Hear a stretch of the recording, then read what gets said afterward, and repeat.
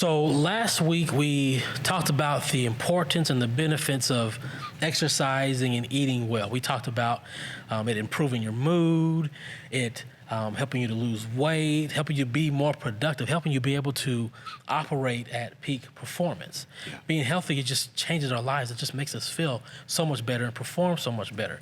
Mm-hmm. But we all know these things, but it can be so difficult. Oh, yeah. Myself, I've been kind of struggling for a while with my weight and eating healthy and eating well. Every year I go on a diet and I last from will last to March. Like every year I have changed up either doing keto or no carb or doing a 5K program where I'm trying to get there.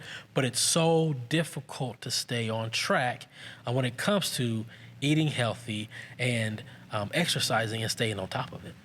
Yeah, and I think I struggle with some of the same stuff from time to time. I remember I had not consistently exercised for years after I got out of college.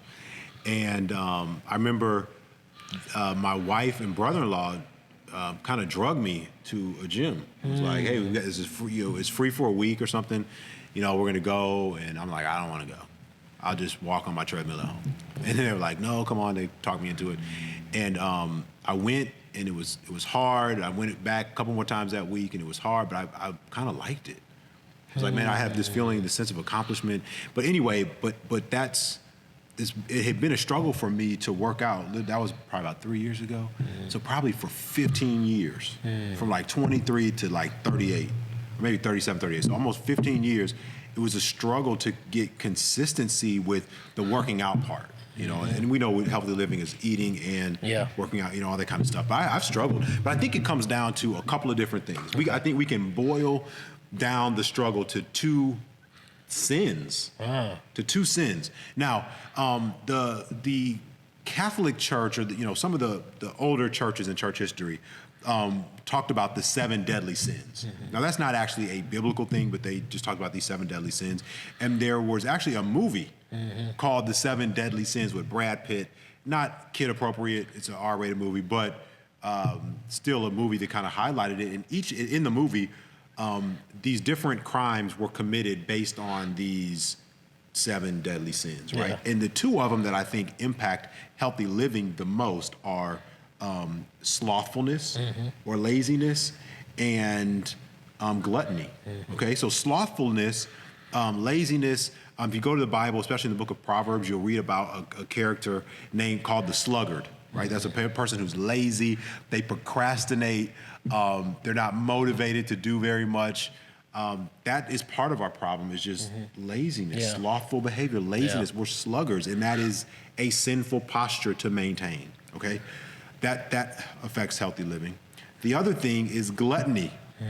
Gluttony is overeating. Yeah. Now, I think I'm doing better when it comes to healthy living. I'm doing better on the slothful side than I've ever done, I think, in my adult life.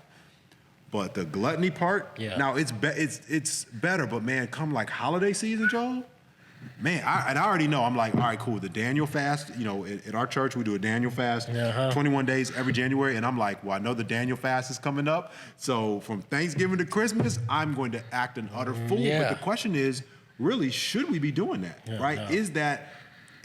Are we blurring the line between celebration and sin and making food an idol and then putting ourselves in a position where we're not in peak performance? So I know we're going to talk about it in the curriculum this week. Absolutely. Just the challenges that come absolutely. With healthy living. Absolutely. And it's difficult. And I think if we as a community come together and talk about it and even help each other with it, we can actually help each other kind of overcome those 2 of the 7 deadly sins. That's good.